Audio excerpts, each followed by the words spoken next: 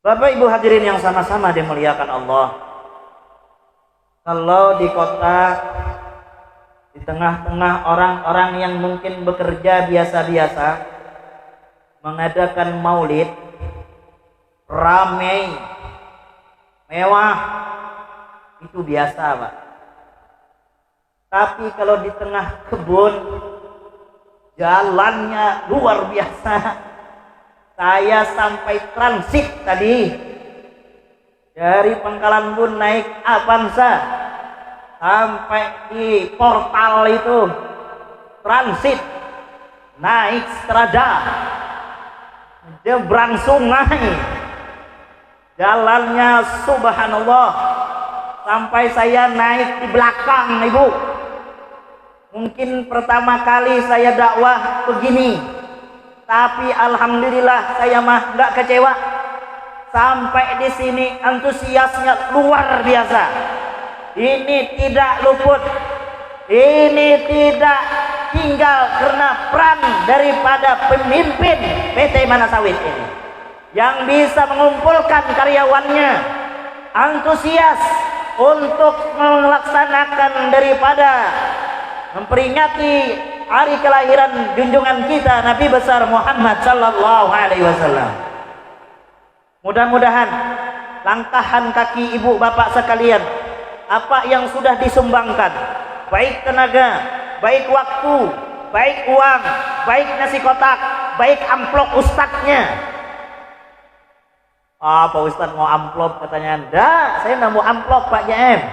Bapak kasih saja, kalau amplop tidak mau saya. Allah, isinya enggak juga, biar aja Bu, dia nemanin sini, enggak apa-apa. Sini dek, sini, salim, promosi ini, jadi anak solehah insyaallah, amin. Sampai mana tadi Pak? Amplop ya? Saya amplop itu enggak mikirin, isinya pun enggak juga Pak JM. Tapi kalau nggak dikasih, saya tunggu sampai besok. Sallallahu alaihi Nabi Muhammad. Bapak Ibu hadirin yang sama-sama dimuliakan oleh Allah Subhanahu wa taala. Kita ini kalau ditanya siapa nabimu, serentak kita mengatakan bahwa nabi kita adalah Nabi Muhammad. Yang kita banggakan, yang kita agungkan. Karena di padang mahsyar nanti Pak Ibu, tidak ada satu nabi pun yang berani memberikan syafaat, yang berani memberikan pertolongan, melainkan junjungan kita baginda Rasul sallallahu alaihi wasallam. Lari kepada Nabi Adam minta pertolongan, ya Nabiullah Adam, tolongin saya. Nabi Adam pun menjawab, maaf, saya tidak bisa memberi pertolongan sebelum yang memberikan pertolongan itu adalah baginda Rasul sallallahu alaihi wasallam. Lari kepada nabi-nabi yang lain, jawabannya sama. Tetapi tatkala berjumpa kepada nabi yang kita peringati kelahirannya pada saat ini, maka Rasulullah yang memberikan syafaat pertolongan kepada siapa-siapa yang diinginkan, yang diakui oleh Rasulullah sebagai umatnya. Mudah-mudahan kita malam hari ini kita persembahkan, mungkin sederhana, mungkin di pandangan kita, tapi insya Allah ini akan menjadi kebanggaan dan menjadi pusat perhatian pandangan baginda Rasulullah, bahwa ibu bapak sekalian di tengah-tengah pekerja sawit bisa melaksanakan peringatan Maulidur Rasul sallallahu alaihi wasallam. Saya yakin bukan saja kita dikumpulkan malam hari ini, tapi nanti kita berkumpul di surga bersama baginda Rasul sallallahu alaihi wasallam. Amin Allahumma ya rabbal. Sallallahu ala Nabi Muhammad. Mudah-mudahan kita berkumpul dengan Rasulullah. Mudah-mudahan nanti kita dibimbing tangan kita oleh baginda Rasulullah. Mudah-mudahan kita semua yang hadir malam hari ini berkumpul di surga bersama baginda Rasulullah. Amin Allahumma. Ayo kita baca salawat satu kali saja agar supaya salawat salam ini sampai ke hadapan Nabi kita Muhammad sallallahu alaihi wasallam. Ya Rasulullah alaihi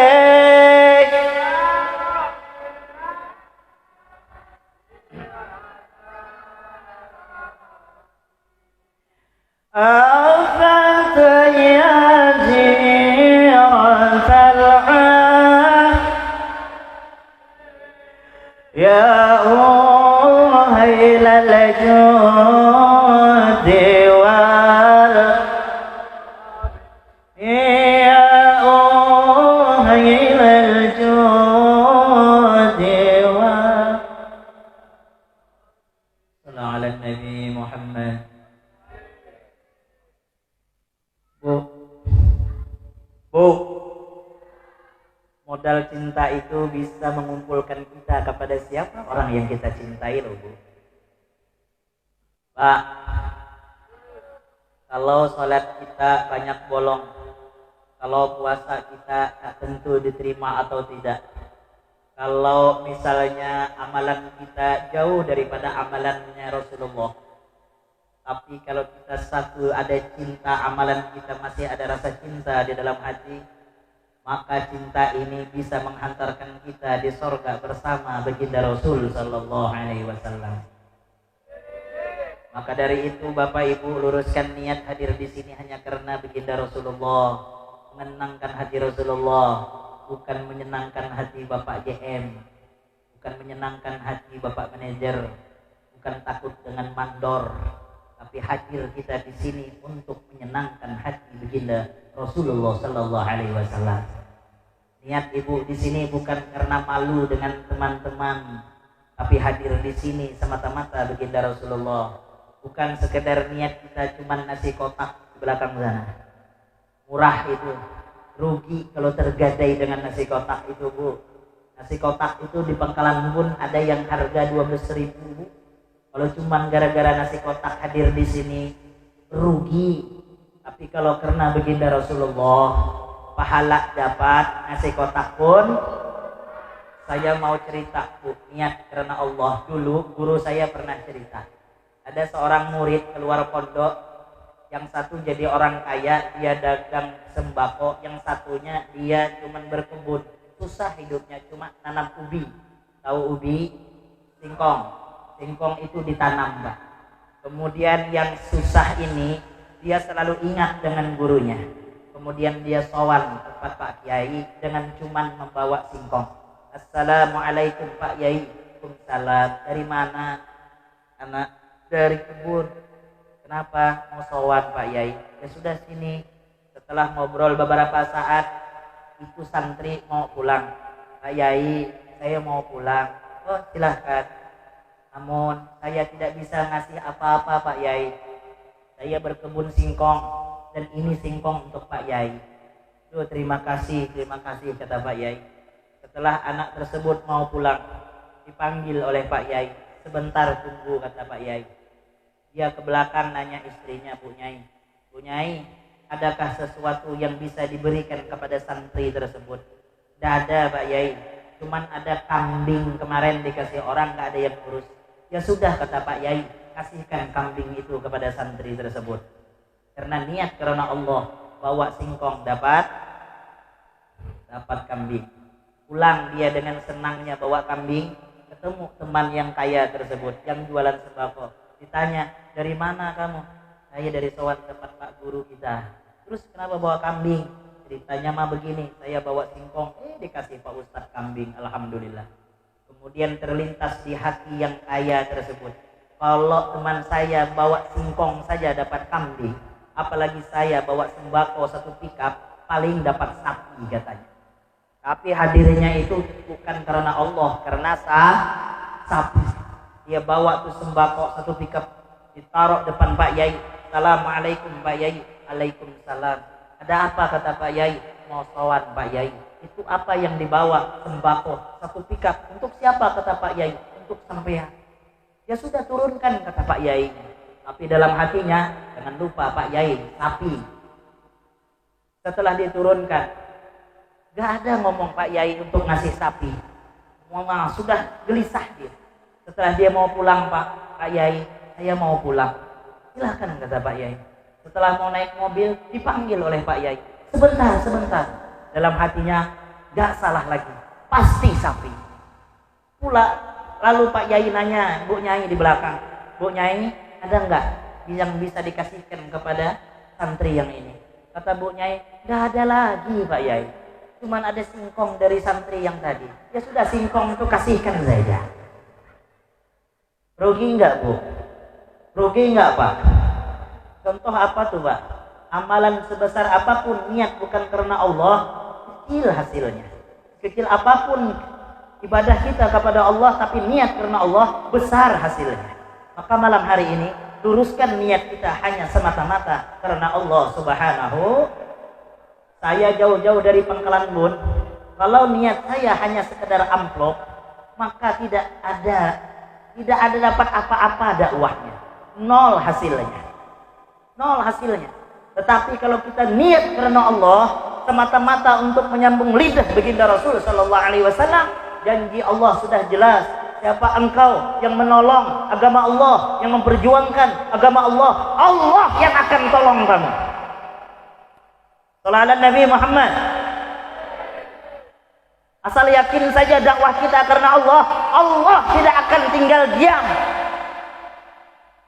Kita kalau sudah kerja karena Allah, Allah tidak akan pernah mendiamkan hamba-hamba yang takwa kepada Allah Subhanahu wa taala. Ibu kerja, bapak kerja, tapi niat dari rumah melangkahkan kaki, ya Rob, dengan membawa dodos. Ya Rob. Baterainya habis. Itu menandakan udah mau berhenti Pak ya.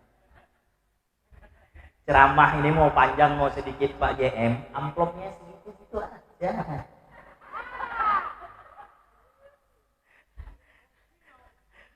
Belum pernah saya ceramah, tambah katanya, nanti uang amplopnya ditambah. Belum pernah Pak. Sallallahu alaihi Nabi Muhammad. Jadi kalau kita kerja niat karena Allah, suami bawa dodos untuk manen itu, bapak kalau langkahkan kaki tadi langsung niat, ya Rob, saya kerja keluar dari rumah ini semata-mata untuk mencarikan nafkah yang halal untuk anak dan istri. Satu hari satu keringat yang menetes akan dicatat pahala yang begitu besar oleh Allah Subhanahu wa taala. Wafat dicabut nyawa tatkala mencari nafkah untuk anak istri yang halal, sungguh matinya husnul khatimah. Gitu Bu. Cuman ibu harus kadang ngerti sama suami. Suami kadang capek kerja, ibu ngomel terus kayak mak lampir. Suami itu pengen dimanja loh Bu, sama seperti ibu-ibu pengen dimanja. Jangan dimarah terus. Suami kalau sering dimarah agak error.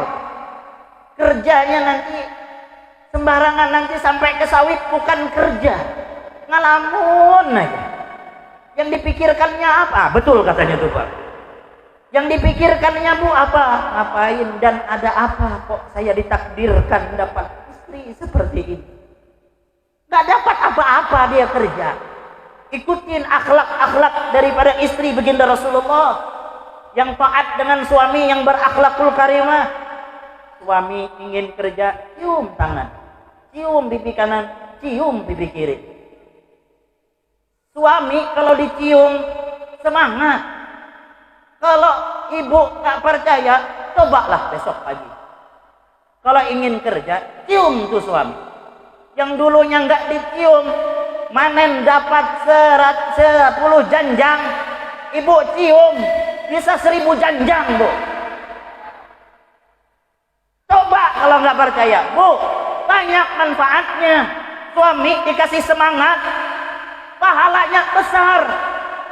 Kalau orang di Mekah sana umroh, rebutan ingin mencium Hajar Aswad itu Bu, rebutan karena besar pahalanya. Ada yang lebih besar sama pahalanya mencium Hajar Aswad yang ada di Mekah. Siapa? Seorang istri yang mencium tangan suaminya. Hajar batu, Aswad hitam. Tahu hitam? Hitam. Batu yang hitam. Jadi kalau tangan suami hitam, itulah Hajar Aswad. Cium aja Bu. Namun kadang-kadang kita mas sebagian istri mah malu. Pernah nggak nyalimin suami? Enggak. Saya lebaran aja. Loh kenapa Bu? Malu. Dulu waktu nikah romantisnya luar biasa.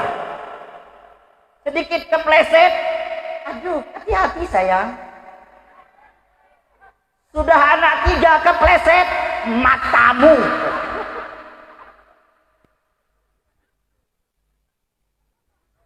Di sini Bu, kadang-kadang kita Allah karim, kasihan suami itu Bu. Udah dikasih sayangin suami itu, pahalanya besar, ladang amal. 1 air teh, sampean bikinkan 1 gelas air teh ini Bu, sampean bikinkan di pagi hari dengan hati yang ridha, hati senang, wajahnya senyum, ikhlas. Akang, ini 1 gelas air teh, minumlah Kang. Dengan hati yang ikhlas. Apa ganjarannya Bu? 1 gelas air ini. Konon katanya api neraka jahanam tidak bisa dipadamkan dengan seluruh air yang ada di dunia ini. Tapi dengan 1 gelas air teh dibikinkan untuk suami dengan hati yang ridha, api neraka jahanam padam seketika. Baru 1 gelas. Apalagi 1 drum. Bikinlah besok Bu. Cuman wajahnya jangan cemberut. Kalau cemberut itu neraka tambah Bu. Jadi kita ikhlas melayani suami, pahala besar diberikan oleh Allah Subhanahu wa taala. Begitu Ibu. Rabi'atul Adawiyah, seorang waliullah perempuan, akhlaknya dengan suami itu Bu luar biasa. Tidur saja Bu, tidur kalau ingin balik dia izin dulu dengan suami. Abang, saya udah capek ngadap abang, saya mau balik ya. Kata abangnya, ya silahkan. Ibu pernah kayak itu? Enggak, apalagi tanggal tua. Tidurnya pasti ngadep kiblat terus. Dicolek sedikit, tanggal tua. Kalau sudah habis gajian, tuh tidur di bawah ketek suami. Jangan Bu. Rabi'atul Adawiyah nawarin diri. Apa katanya? Abang, pakai enggak malam ini? Kalau enggak pakai, saya mau ibadah sampai subuh. Kalau mau pakai, siap sampai subuh. Pak, istrinya pernah nawarin enggak? Enggak pernah. Sama.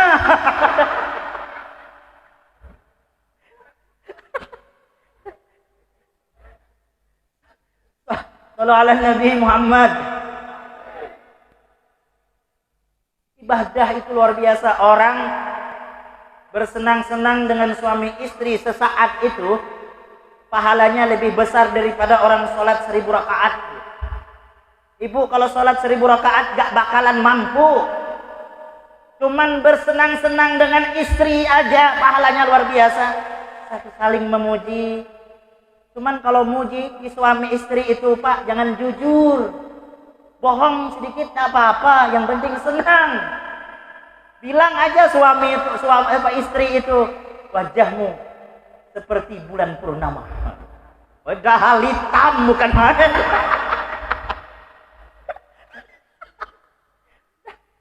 Ya jangan jujur. Istri dandan sudah 1 jam. Abang, cantik belum? Kamu mau dandan mau 10 jam, kalau sudah jelek dari dulu ya jelek Bu. Mana janji manis yang dulu pernah kau ucapkan? Jangan jujur. Yang nggak cantik bilanglah cantik. Apa-apa. Ya, nawarin. Berhubungan suami istri saja Pak, 1 kali pahalanya sama dengan membunuh orang-orang kafir. 70 orang kafir mati sama dengan orang fisabilillah. 1 kali Pak. Bayangkan kalau 5 kali. 5 kali 7 piro Pak? Berapa? 5 kali 70. 350 kafir mati malam itu. Kalau 10 kali kata ibu-ibu, bukan kafir lagi yang mati, saya yang modar Pak Ustaz. Sallallahu alaihi Nabi Muhammad. Sudah 8:30, 1 jam aja lagi. Kita kembali ke konteks aja. Cuma sekedar supaya nggak ngantuk aja, Bu. Saya malas ceramah nih kalau orang ngantuk, tertipu kadang-kadang. Saya ngomel sendiri kayak orang bego. Depan nanti pura-pura tunduk, khusyuk dengerin. 1 menit 2 menit saya ceramah ngangguk kayak orang paham. Saya kira paham. Gak lama ada air netes. Kirain sadar insaf. Setelah didekatin, waduh, tidur.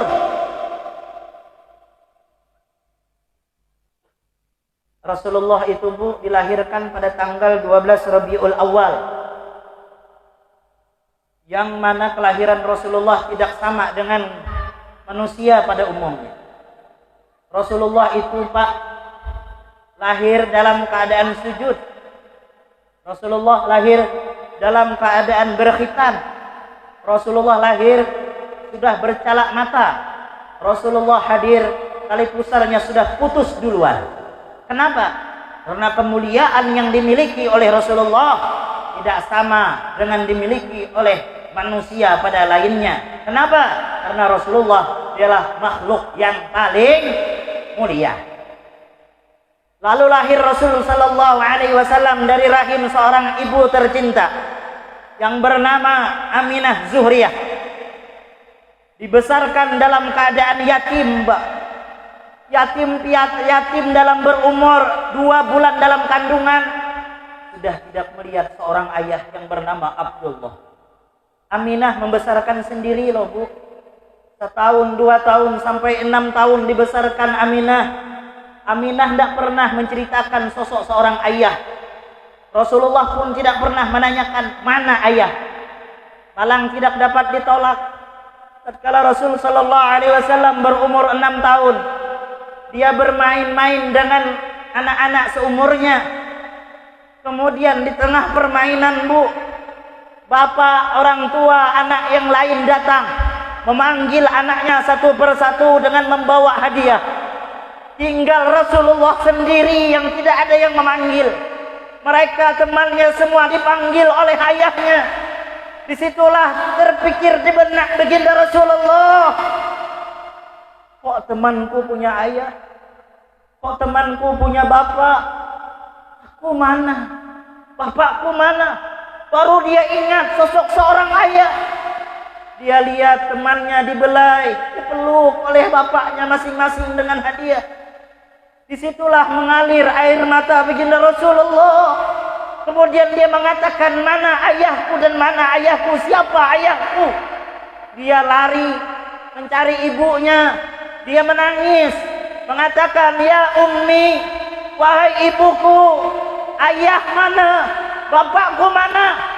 Temanku semua punya ayah, semua temanku punya bapak, mereka semua dapat hadiah. Loh, aku mana, Bu? Dari jauh Aminah mendengar rintihan seorang anak yatim menanyakan seorang bapaknya. Tidak terasa 6 tahun yang silam kesedihan yang sudah dilupakan kembali seperti semula. Menangis berderai air mata, mengejar anak seputra wayangnya, dipanggil dan dipeluk Rasulullah oleh ibunya. Apa kata Aminah? Cukup ya Muhammad, jangan kau sebut lagi ayahmu, jangan kau pertanyakan lagi mana ayahmu. Besok kita mendatangi ayahmu, wahai Muhammad. Besok kita jenguk ayahmu, ya Muhammad. Sudah nak, diam nak, kita datangi ayahmu besok nak. Ringkas kata, ringkas cerita, itu Aminah izin kepada mertua ingin mendatangi makom atau kubur daripada Abdullah.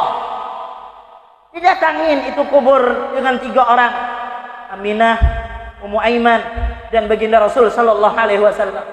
Sampai di makam, sampai di kubur, duduk Rasulullah di samping, duduk Ummu Aiman, duduk daripada Aminah Zuhriyah. Kemudian Aminah berkata dengan berderai air mata, wahai anakku Muhammad, cukup nak, jangan kau tanyakan lagi mana ayah. Cukup nak, jangan kau katakan dan kau cari lagi mana ayahmu. Kenapa, Bu? Ini tempat apa, Bu? Kata Rasulullah, ini adalah makam ayahmu ya Muhammad. Dia wafat, senantiasa berjalan untuk mencari kurma untuk menyambut kelahiranmu ya Muhammad. 2 bulan kau dalam kandungan ya Muhammad.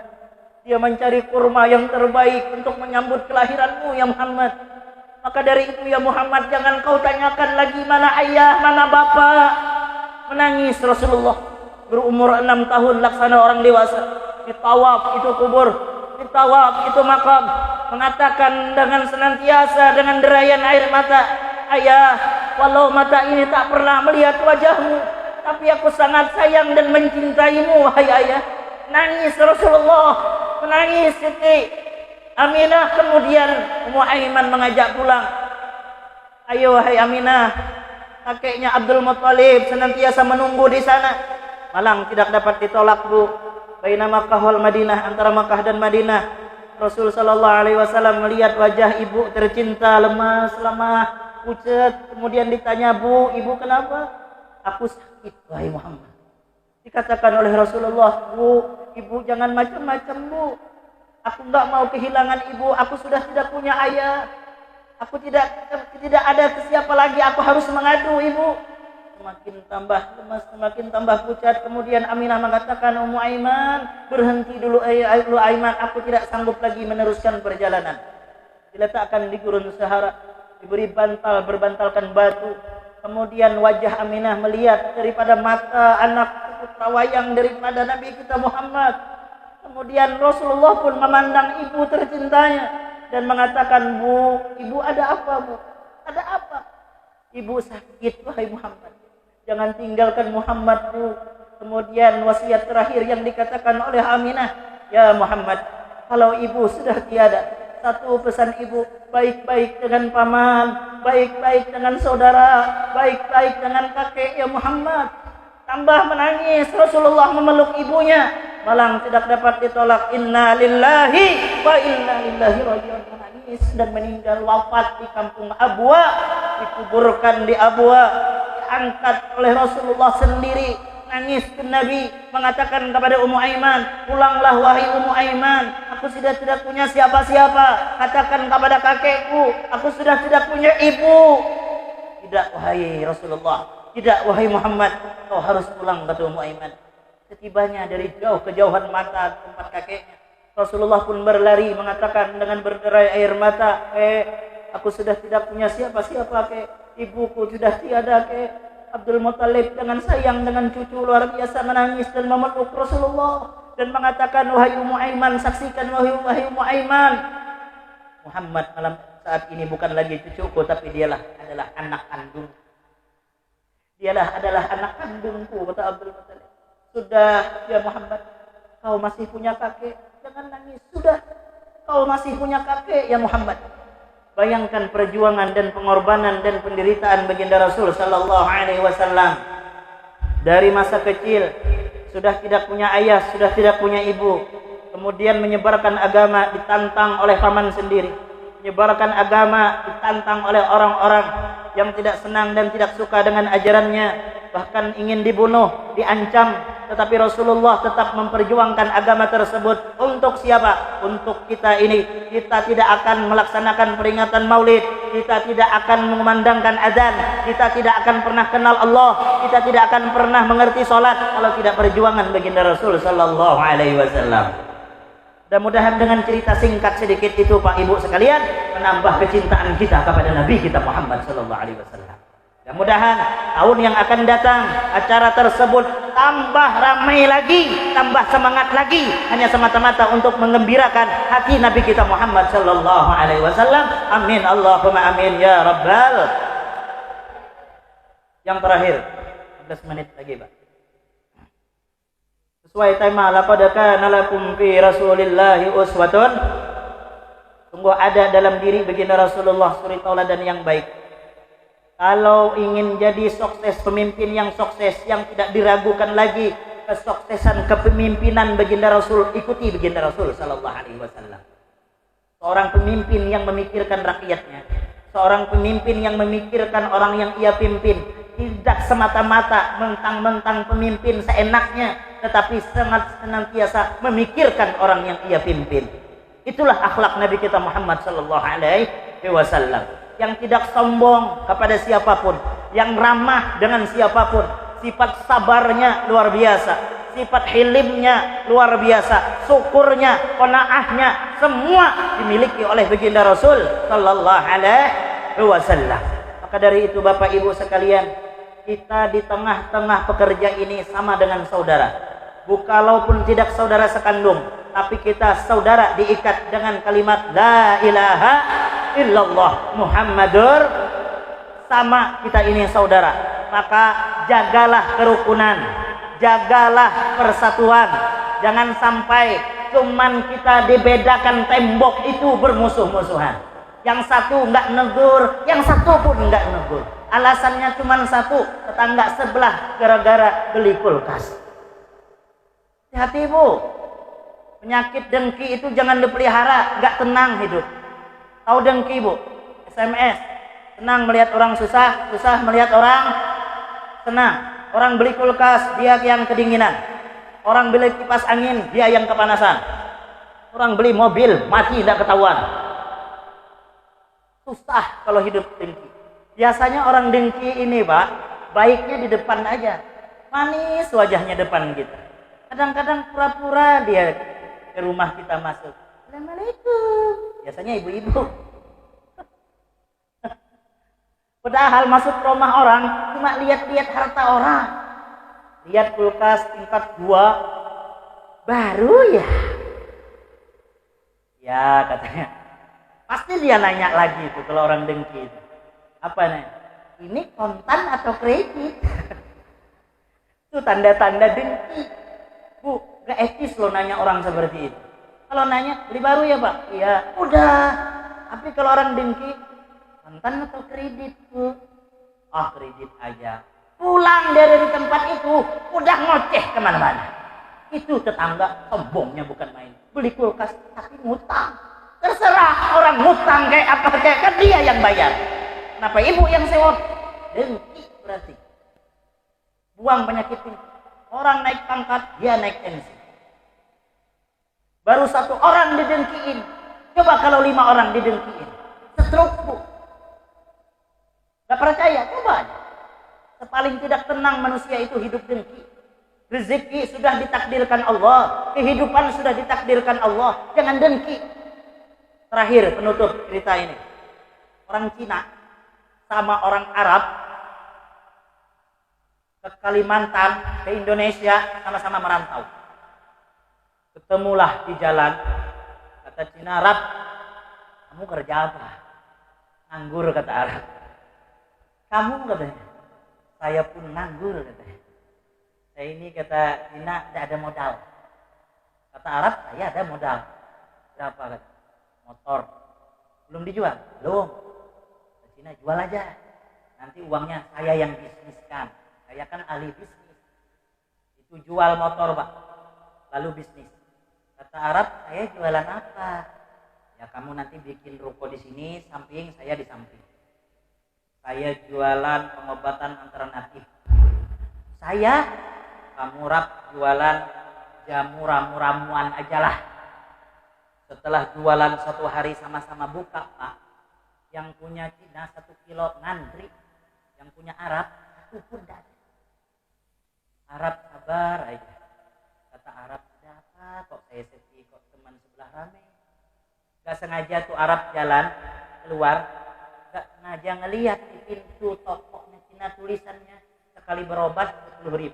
Kalau nggak sembuh saya bayar 20.000. Sekali berobat 10. Kalau nggak sembuh bayar. Dibalas Arab. Karena orang dengki ini ada 2. Ada dengki ngikutin, nggak jadi masalah. Yang bahaya dengki ingin menjadikan orang celaka itu bahaya. Ditulis juga di pintunya. Sekali berobat 10.000. Kalau nggak sembuh saya bayar 100.000. Habis itu pelanggan sebelah lari ke Arab. Alhamdulillah kebetulan sembuh juga Pak. Lalu si Cina lihat, betul juga katanya. Betul apa? Betul ini tulisan kalau nggak sembuh dibayar 100. Kalau gitu katanya saya pura-pura sakit aja. Datang ke situ. Rab, saya ini sakit katanya. Sakit apa kata Arab? Saya ini sakit mati rasa. Gak tahu manis, gak tahu asam, gak tahu apa-apa. Yang benar. Yaudah minum ramuan saya aja. Tapi kalau nggak sembuh, betul nggak tulisannya kamu bayar 100.000? Betul katanya. Ya sudah, mana ramuannya? Bentar, dipanggil tuh karyawan. Salim, ambil ramuan nomor 12. Datanglah ramuan nomor 12. Mau diminum? Jangan. 1 sendok aja dulu. Lalu dikasih Arab lah 1 sendok. Diminum. Muntah ya. Loh kok muntah? Kok rasa tai kucing?